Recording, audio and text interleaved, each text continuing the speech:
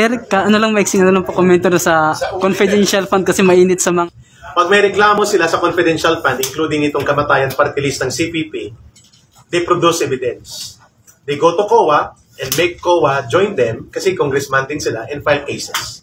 For as long as they cannot produce evidence, and they cannot prove that there is or there are irregularities, corruption in the confidential fund, they shut up.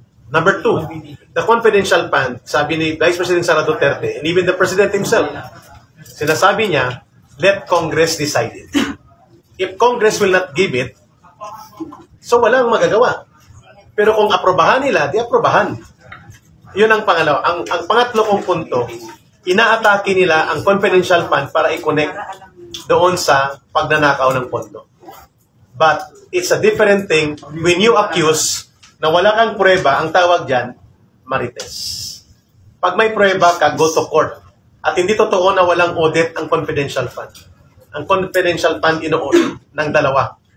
Chine-check ng presidente yan, at the same time may COA audit yan. But you cannot disclose everything about confidential fund dahil masusunog ang lahat ng asset, informants, at mga pinagbibilan ng impormasyon. Wala nang mangyayari sa national security natin.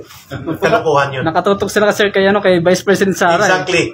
And that is preparation to destroy her for 2028. Nothing more short of it. Hindi, at saka obvious ba? Obvious yun.